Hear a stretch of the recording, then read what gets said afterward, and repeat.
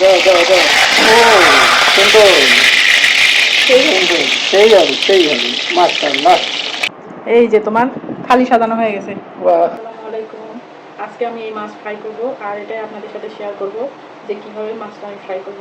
আর এই যে সমুদ্র সৈকতে গেছিলাম, এই মাছ ফ্রাই খেয়ে সেই টেস্ট আসছিল ওই জন্য।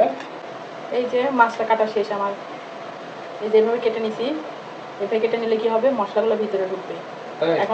এখন আমি মাছের উপরে লেবুর রস ছিটাই দিব। লেবু কেটে নিচ্ছি। লেবুর রস দিলে মাছের স্বাদটা আরো ভালো হবে। তাই লেবু চিপে দিচ্ছি শুরুতেই। একটু হলুদের গুঁড়া, একটু একটু মরিচের গুঁড়া, মানে এগুলো প্রাথমিক ভাবে, আরো দিব।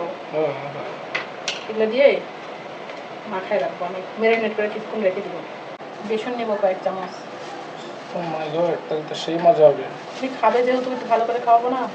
হলুদের গুঁড়া, আবারও হলুদের গুঁড়া, লবণ লবণ, স্বাদ মতো। লবণ যেহেতু দিছি আগে, যেহেতু বেসন যাচ্ছে, আর ঝালটা একটু বেশি দিব। ঝাল ঝাল খাবে তুমি? ওকে, ভেরি গুড। ঝাল বেশি দিলাম। আর এখানে দিয়ে দিচ্ছি মশলা বাটা। মশলা বাটা। এখানে দিয়ে দিচ্ছি স্বাদ মতো পানি। এখন এটা আমি মিশিয়ে নেবো সুন্দর করে। ও সেই মাশাআল্লাহ। আগে উপরের দিকে মাখাই দিলাম, তারপরে আবার এটা হচ্ছে নিচ থেকে দিব।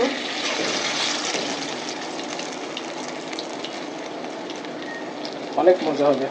ব্রাশ হলে একটু ভালো হবে। ব্রাশ হতে থাকুক। হতে থাকো। ফট ফট ফট ফট করে করছে।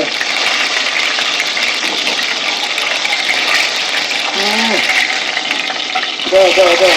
ও সুন্দর, সেই হবে মাশাআল্লাহ। যে মশলাগুলো ছিল এই মশলাগুলো দিয়ে দিচ্ছ না? এগুলোতে আরো ক্রিস্পি হবে। এগুলোর জন্য কর্মারে হবে। ওয়াও, মাশাআল্লাহ। একটু হালকা একটু করে মশলা চাই।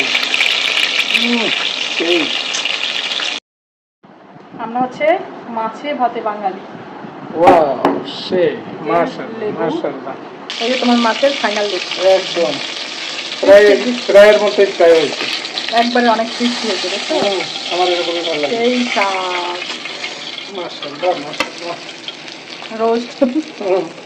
সেই হয়েছে গো। এই যে তোমার থালি সাজানো হয়ে গেছে। বাহ, সেই থালি। মাশাআল্লাহ। এই যে মাছে ভাতে বাঙালি। আমার তো পুরো ঘরই একদম গ্রানে গ্রানে ভরে গেছে। আগে বনি করি না? বিসমিল্লাহ। আগে মানে ইয়ে করে দেখো, রিভিউ দাও। মশলা যেমন মাছ এভাবে ফ্রাই করে খেলে অনেক ভালো লাগে। সেই একদম অন্যরকম একটা টেস্ট আসছে না? তুমি খাও, একটু খাও।